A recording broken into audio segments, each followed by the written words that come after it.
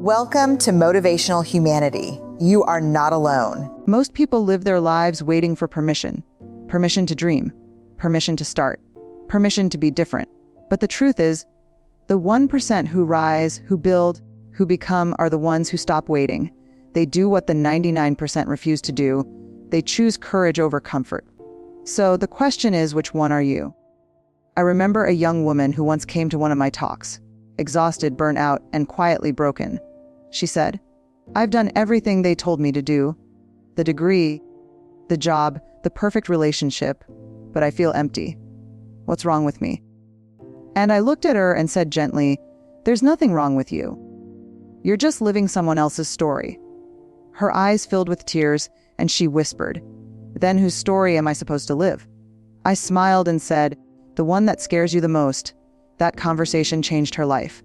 Because what the 99% avoid, fear, risk, rejection, the 1% lean into, that's what makes them different.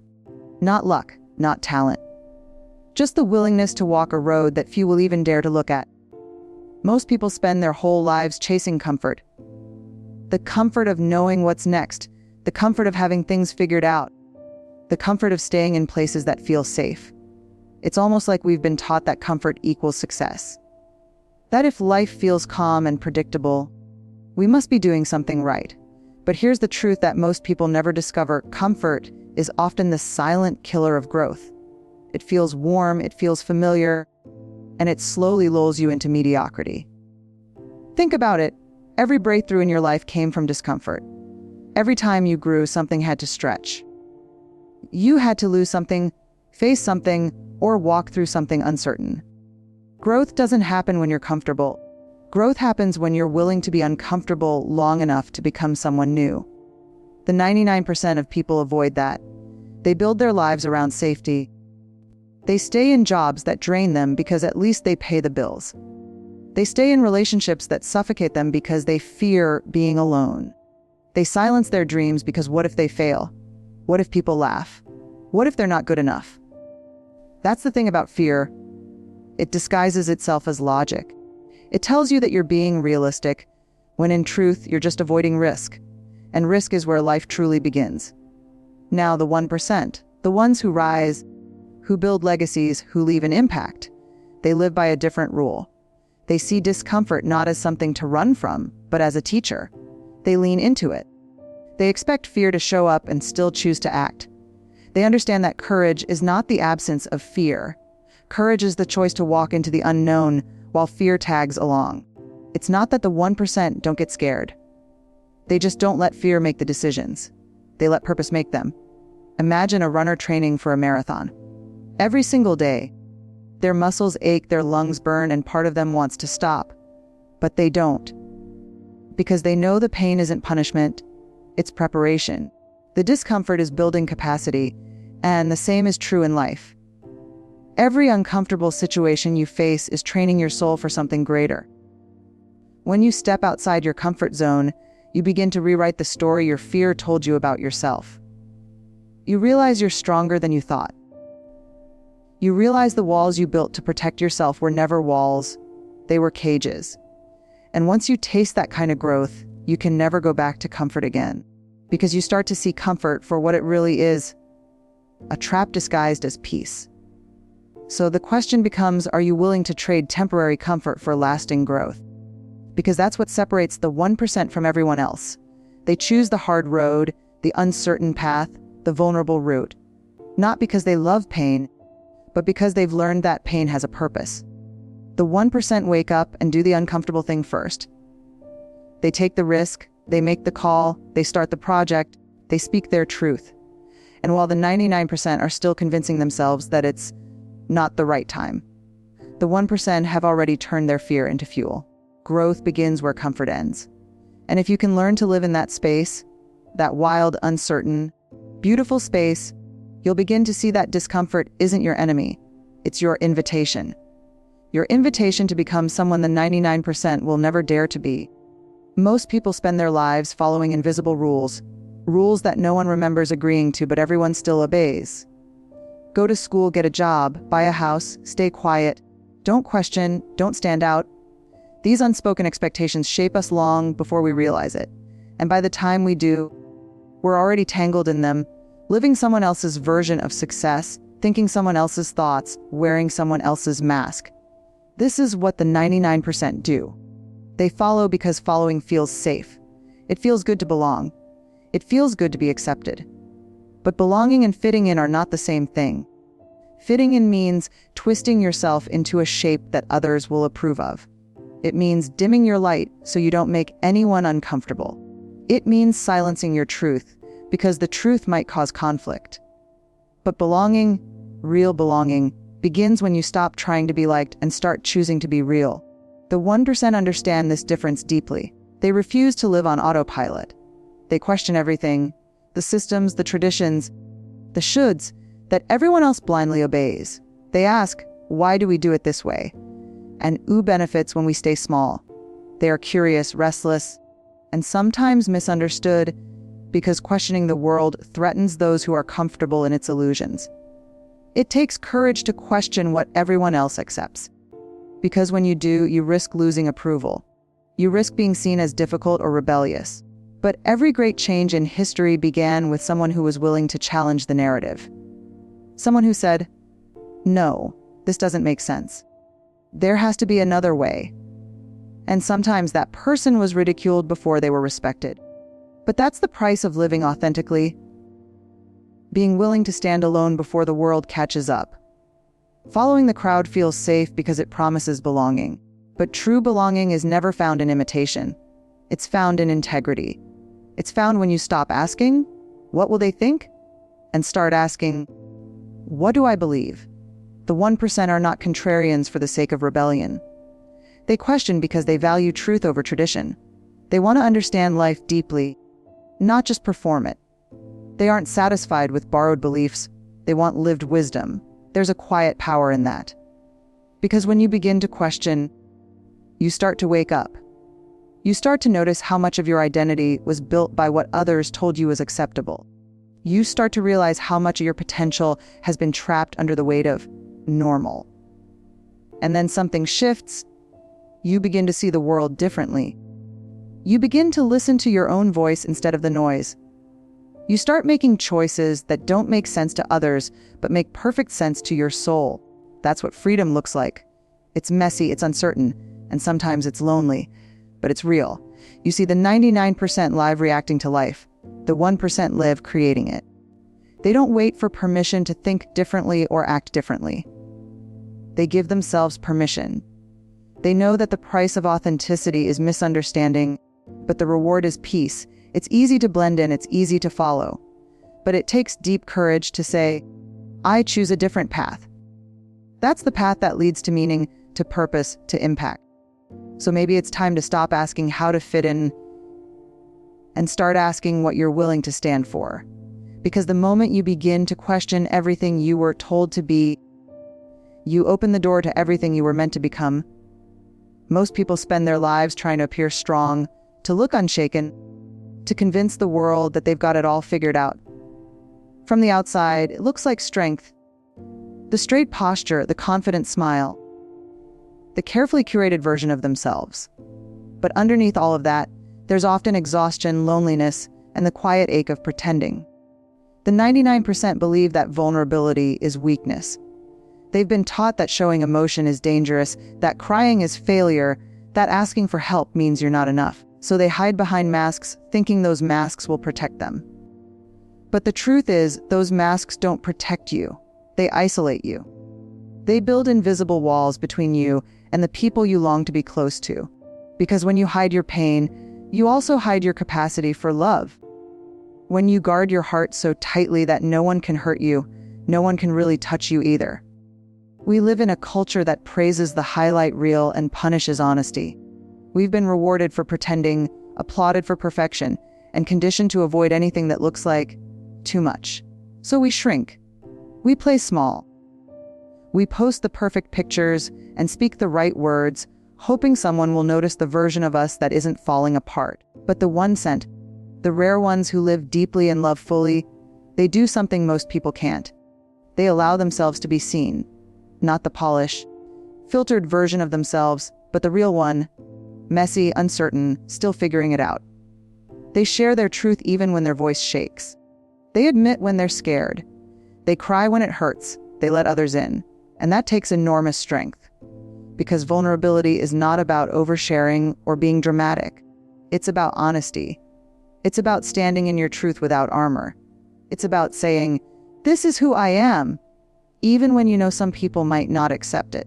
When you show up with that kind of openness, something powerful happens. Connection. Real connection. The kind that heals you. The kind that reminds you that you are not alone.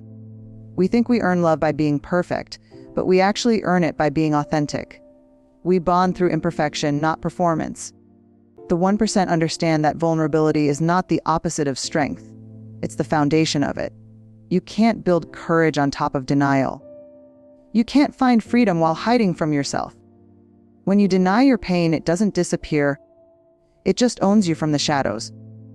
But when you bring it into the light, it begins to lose its power. There's something incredibly human about saying, "I'm struggling, but I'm still here." That's real courage. That's resilience. It's the willingness to be seen as you are, not as you wish to appear. The truth is, everyone you admire, every great leader, creator, or dreamer, has walked through fear and failure.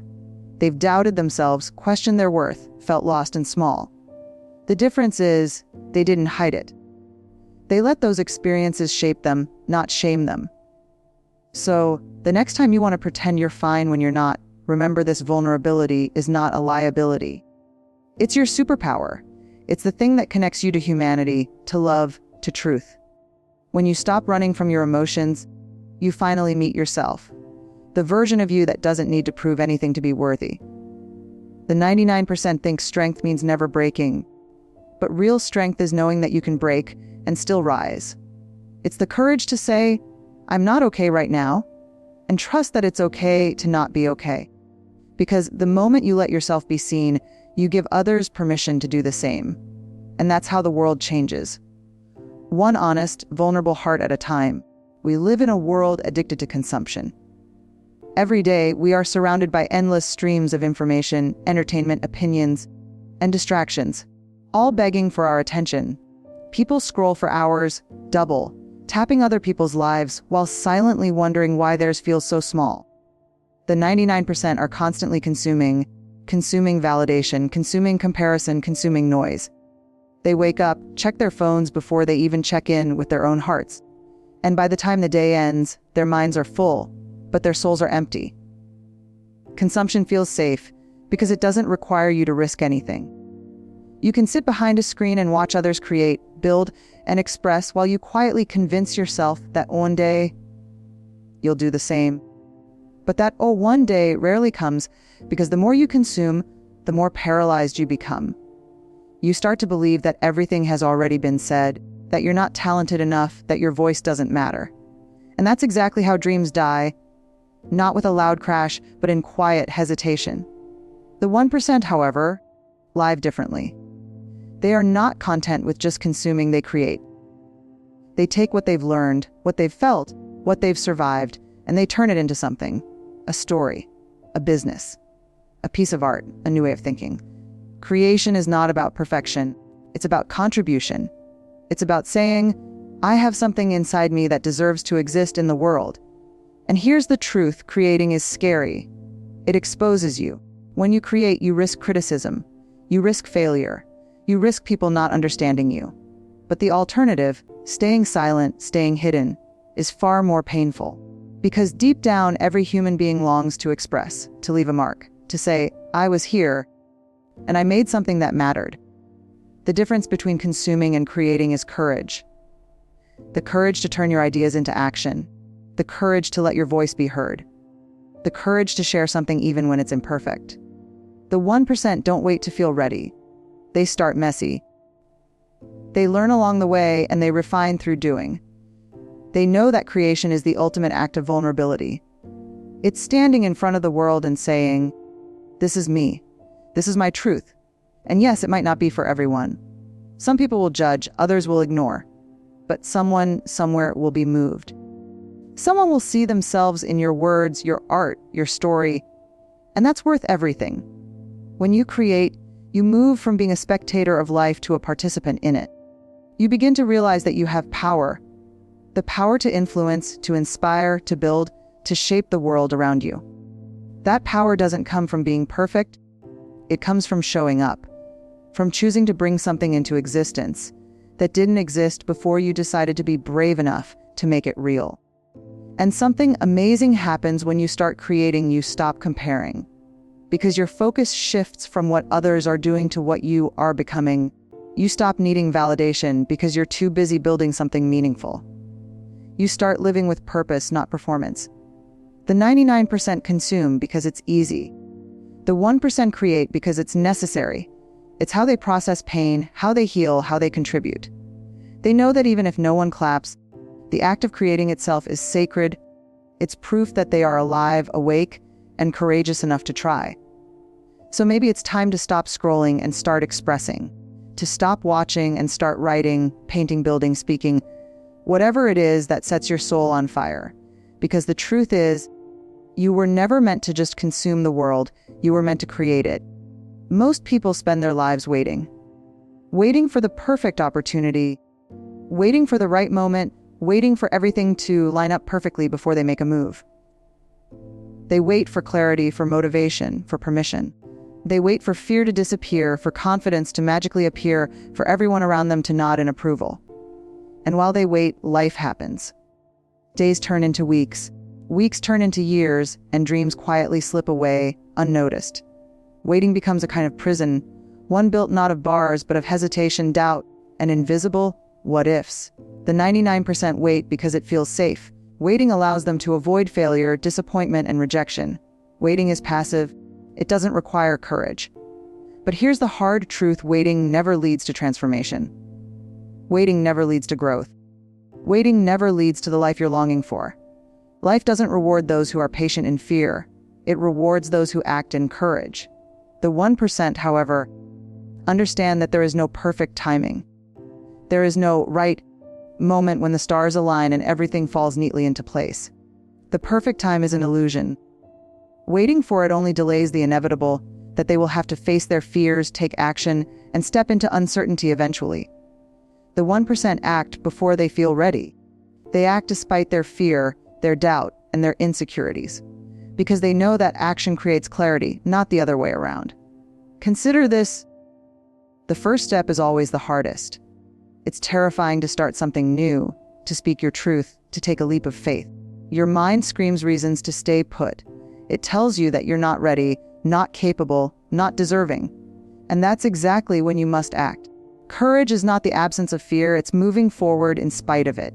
Action is the antidote to hesitation. When you even imperfectly, you learn, you adapt, you grow. You discover strengths you didn't know you had, resilience you didn't think existed. Each step you take becomes evidence that you are capable, that you can handle uncertainty, that you can face rejection and survive. The 1% understand that progress is never linear, but it is always forward. Waiting only keeps you frozen in a loop of what could have been. Action propels you into what is possible. The 1% also understand that the cost of inaction is far greater than the risk of failure. Every moment spent waiting is a moment stolen from your future. Every hesitation is an opportunity lost, a dream deferred, a voice silenced. When you choose to act, you reclaim those moments. You reclaim your agency. You say to the world, I refuse to let fear decide my story. I refuse to wait for life to hand me permission. I will create my own path. Acting first doesn't guarantee success, but it guarantees movement. And movement is where transformation lives. Movement is where courage is forged. Movement is where dreams stop being fantasies and start becoming realities. The 1% rise not because they waited for perfect conditions, but because they were willing to act while the conditions were imperfect, messy, and uncertain. So, stop waiting. Stop hoping that clarity will come while you sit idle. Stop letting fear dictate your timing. The life you are longing for doesn't wait for perfect moments. It begins with the bold choice to move forward today. Take the step, no matter how small.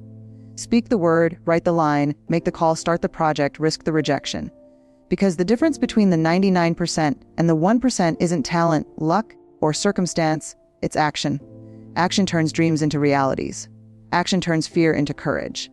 Action turns waiting into living. And it all begins the moment you decide that now is enough. That now is your time to act, to rise, to be seen, and to claim the life you were meant to live. Here's what I want you to remember. You were not created to be average. You were not born to blend in. There's something inside you that is trying to wake up. A voice that keeps whispering, there's more to your story than this. And maybe that more means taking a risk, setting a boundary, saying no, or finally daring to say yes. But whatever it is, it will require courage. The kind of courage that 99% of people avoid. So here's my challenge to you. For the next 30 days, do one thing every day that the 99% wouldn't do. Wake up earlier. Speak your truth. Take a risk. Write that message. Launch that idea. Because the difference between who you are and who you want to be is found in what you're willing to do when no one's watching. The 1% don't live differently because they're special. They live differently because they decided to, and so can you. Now go do what the 99% are not doing, and let the world see what happens when courage finally wins.